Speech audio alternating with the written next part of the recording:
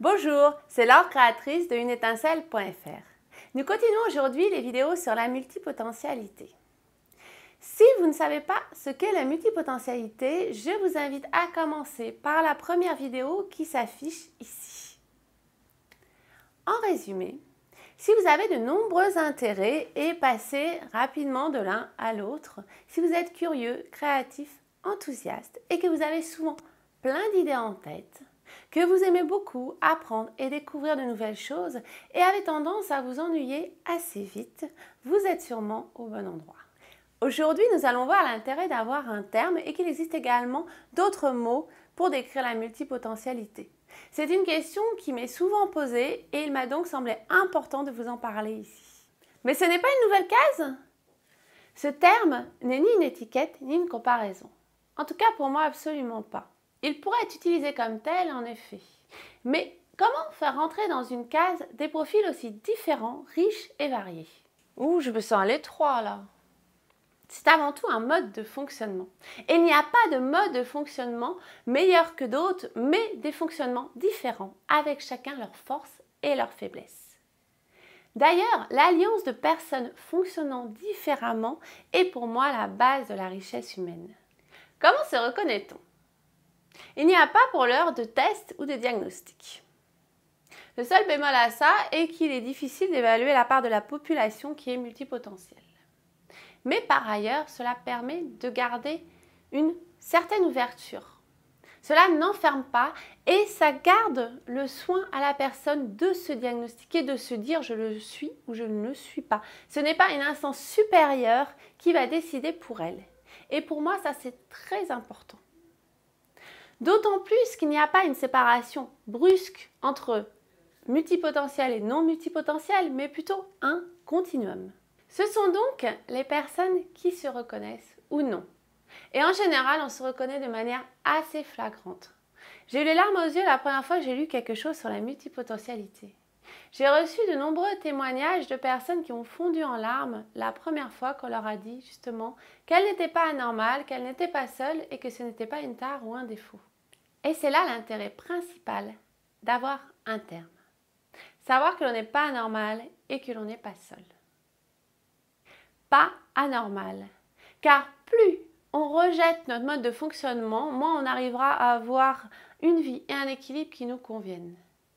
Arrêtez de se battre contre soi.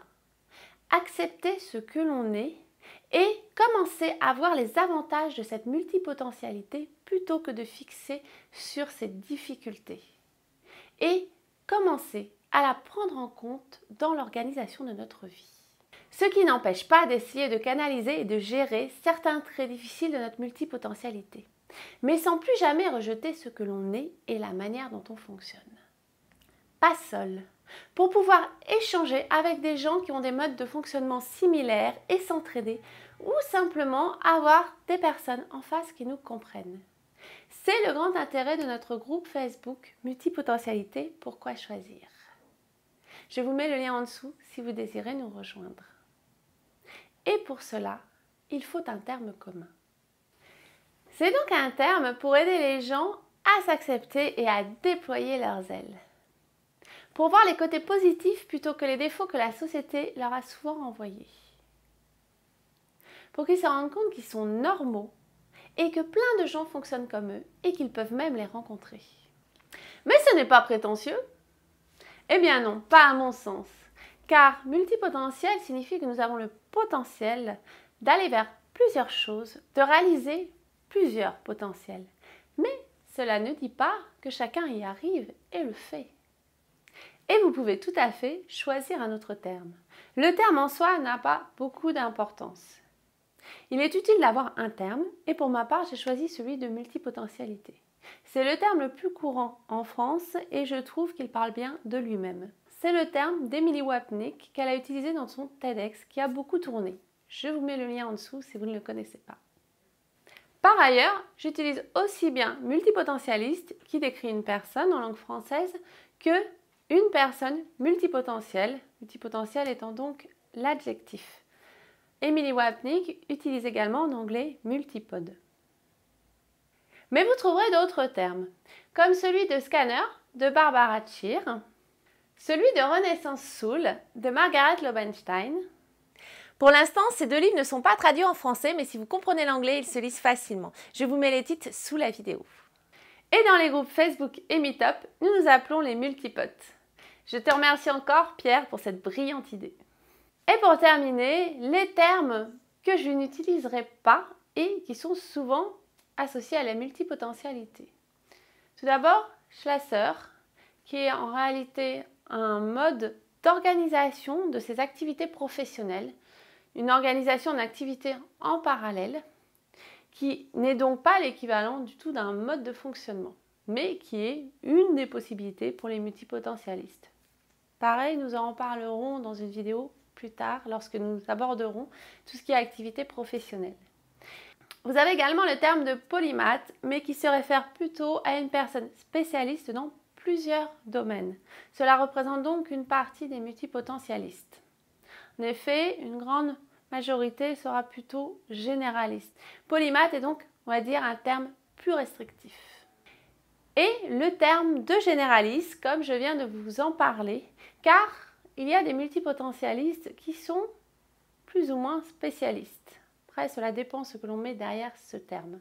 C'est donc quelque chose d'assez ambigu et je vous ferai également une vidéo sur ce sujet. Aujourd'hui, la plante qui nous a accompagnés le long de cette vidéo est un yucca de la famille des Asparagacées. C'est donc une plante des régions chaudes et sèches que l'on retrouve souvent dans nos intérieurs, qui est vraiment très fréquente chez les fleuristes et qui pousse très bien, qui s'adapte très bien, qui a besoin de presque rien d'entretien. Si vous voulez tester une plante et pas prendre trop de risques, prenez donc celle-ci. Elle se coupe comme vous voulez, vous pouvez recouper des boules et replanter, elle reprend, enfin elle n'est vraiment pas difficile. La seule chose est d'éviter les petits pics là dans les yeux. Pour l'avoir testé entre Noël et le jour de l'an, ce n'est pas très agréable. Voilà, c'est terminé pour aujourd'hui.